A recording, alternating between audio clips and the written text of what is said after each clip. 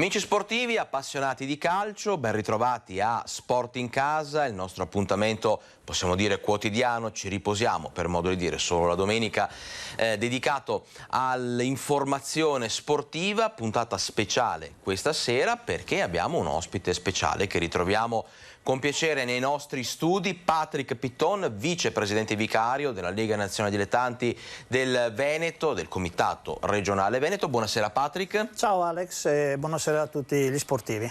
Allora, tante cose di cui parlare insieme a Patrick Pitton. Partiamo da insomma, una considerazione che riempie un po' anche d'orgoglio chi insomma, rappresenta anche tutto il movimento calcistico, dilettantistico del Vicentino. Perché? Perché insomma sono ben 3 su 4 le squadre vicentine che quest'anno hanno primeggiato in Coppa.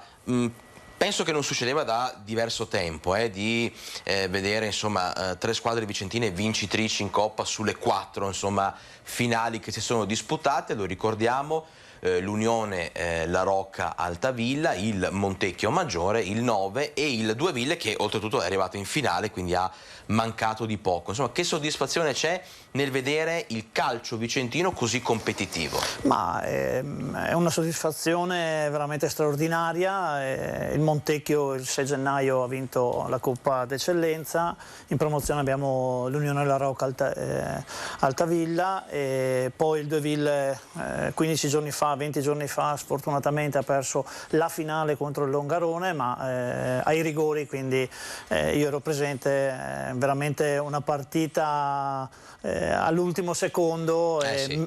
hanno giocato anche molto bene, meritavano qualcosa in più, purtroppo il calcio è questo. E poi l'ultima 10 giorni fa con la vittoria del 9 a Spinea nel trofeo di seconda categoria. Direi veramente una soddisfazione unica perché è un unplaying quasi 4 su 4, sì. Ne abbiamo 3 su 4 vincitrici. Ricordiamoci che chi dovesse perdere comunque la Coppa è arrivato in finale, quindi potrebbe essere inserita nell'eventualità la squadra vincitrice fosse anche quella che poi si giudica il campionato, se vincesse il campionato. Quindi il Dueville però si sta giocando il campionato sì. domani, che è l'ultima giornata, quindi io direi speriamo che le cose vadano per il meglio anche per il Dueville, perché è una società seria che si è sempre distinta in questi ultimi anni e quindi ecco l'augurio. E questo dispiace perché è l'unica squadra che ha perso questa finale. Comunque è un risultato storico che porta veramente il calcio vicentino diciamo nei campionati regionali ai vertici, quindi era veramente tanti anni che non si non si riuscivano a vedere dei risultati così importanti per le squadre della provincia di Vicenza. Patrick, ti chiedo, spostiamoci dalla provincia di Vicenza all'area bassanese che Patrick Pitton conosce molto bene, perché anche qui risultati importanti. Ci sono delle squadre che hanno un certo blasone, una certa storicità, che insomma stanno risalendo la china, stanno vincendo campionati, si stanno riaffacciando su palcoscenici importanti. Parliamo insomma ad esempio l'Union Eurocassola che insomma ha vinto il campionato di promozione, quindi sarà in eccellenza l'anno prossimo, quindi una vicentina, una bassanese in più in eccellenza. Ma come non parlare dello straordinario campionato della Marosticense ad esempio, che è la migliore delle seconde in promozione. Come non parlare della Stella Azzurra Sant'Anna, del Colceresa, che insomma hanno vinto il campionato e quindi salgono di categoria. Anche lo stesso 9, poi Patrick Pitton ci dirà magari qualcosina in più, avendo vinto la Coppa e essendo secondo in campionato, ha qualche chance sicuramente importante per quello che riguarda un eventuale, non si sa, ripescaggio nella categoria superiore. Insomma, il movimento calcistico anche bassanese ha risposto molto bene quest'anno. Diciamo che è un po' il traino dell'eccellenza, anche nei campionati di eccellenza, ma anche della Coppa, no? E quindi anche nel nostro territorio, nel Bassanese, abbiamo diciamo rivalutato, le società si sono distinte nei vari campionati, e quindi l'Eurocassola che ritornerà in eccellenza, quindi diciamo con una giornata di anticipo alla fine dei campionati, un Eurocassola che andrà a rimpolpare l'eccellenza. Ricordiamo che fino a qualche anno fa le società in eccellenza del territorio bassanese e vicentino erano 3, se lo Schio dovesse salvarsi domani con la gara dei play-out contro il Colonia Veneta, riusciremo ad esprimere 7 società in eccellenza, un numero importante per il nostro territorio vicentino, ma 2 del territorio bassanese. Poi ricordiamo abbiamo il Cartigliano in Serie D, quindi un movimento veramente molto, molto florido, molto attivo. E di seguito anche in promozione. In prima avevamo la Marostichense, seconda, 61 punti mi ricordo, e quindi la seconda nei 5 gironi con il punteggio maggiore, quindi anche qua poi ci saranno delle valutazioni da fare nell'eventualità ci fossero dei ripescaggi. In prima categoria abbiamo qua vicino a noi il Dueville che se la sta giocando, come abbiamo detto in precedenza, col Summania.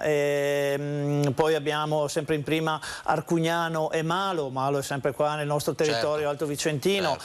Seconda categoria la cavalcata della Stella Azzurra Sant'Anna, col Ceresa che ha vinto il campionato, il 9 che ha vinto la Coppa, quindi anche per loro nell'eventualità ci fossero dei ripescaggi è la prima in graduatoria, perché chi vince la Coppa del Trofeo Regione Veneto viene inserita come prima nella graduatoria dei ripescaggi, quindi veramente. Poi ecco la terza, invece abbiamo una terza che esprime un territorio un po' più allargato con Treviso, Belluno, e qui bisogna fare i complimenti a Ramon che ha vinto sia la Coppa sia il campionato. Certo. Quindi ecco. Parleremo fra poco di terza categoria, perché dobbiamo chiedere una cosa importante al vicepresidente vicario Patrick Pitton. Prima però una brevissima parentesi sulla questione format dei prossimi campionati e ripescaggio, perché è chiaro che mettiamo subito le mani avanti, è presto, è tutto da definire, tutto anche da cercare di capire quali squadre si iscriveranno, se ci saranno delle defezioni, sono scenari veramente con il cartello ben esposto, lavori in corso. Però allo stato attuale delle cose, così un po' a sensazione, Patrick, come sarà la questione ripescaggi per la prossima stagione? Nel senso, voi che avete il termometro un po' della situazione, secondo te ci saranno più o meno ripescaggi? Ci saranno magari categorie dove sapete già che è più facile che si verifichi appunto l'innesco di una società che proviene magari dalla categoria più bassa? Qual è un po' lo scenario? Beh, lo scenario, dobbiamo partire sempre dalla Serie D, che le retrocesse poi andranno a precludere automaticamente i ripescaggi dall'eccellenza e quindi alla promozione. Quindi io direi che per la fascia eccellenza promozione i ripescaggi sono dettati da questo fattore che è le retrocessioni. In questo momento ne abbiamo ipotetiche 3 in Serie D, quindi qualche ripescaggio sicuramente ci sarà. In promozione idem, direi che poi prima, seconda avrà una valenza maggiore anche le fusioni, vari ritiri, quindi ecco qua poi magari il numero può ballare un pochino rispetto agli anni precedenti, ma si dovrà capire quante società appunto si iscriveranno, quante rinunceranno ai campionati, quindi è un grosso punto di domanda. Assolutamente. A proposito di punto di domanda, qual è il presente e quale sarà il futuro della terza categoria? Ne facevi accenno prima. È una categoria su cui si è discusso tanto, no? Anche voi in federazione avete parlato tanto di una riforma okay, di questo campionato. C'è chi diceva che insomma sarebbe il caso addirittura di, perdonate insomma l'espressione un po' brutale, ma di staccare un po' la spina alla terza categoria. Invece chi ha difeso in maniera anche convinta l'esistenza, la permanenza, la prosecuzione di questo campionato.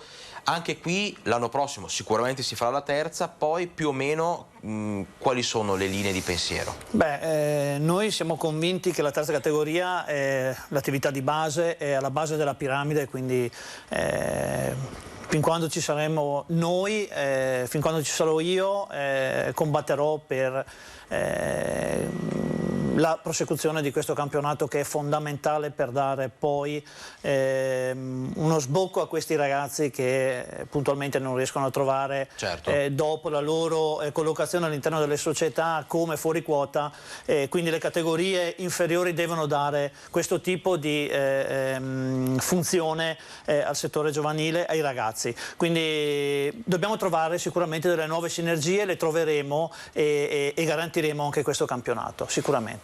E allora, come avete visto, è stato un po' un viaggio fra commenti, analisi e anche un po' di insomma, scenari presenti e futuri che riguardano i campionati di calcio dilettantistici. Noi ritroveremo Patrick Pitton quando gli scenari appunto saranno un po' più chiari, un po' più definiti, insomma, per parlare del format dei campionati, appunto dei ripescaggi, delle fusioni. Quindi, come sempre, restate con noi. Io ringrazio Patrick Pitton, vicepresidente vicario della Lega Nazionale Dilettanti Veneto, del Comitato Regionale Veneto, per la sua disponibilità come sempre. Grazie Patrick. Grazie Alex. L'appuntamento con tutti voi, lo sapete, dal lunedì al sabato, poco prima delle ore 20 su Rete Veneta con Sport in Casa. Grazie.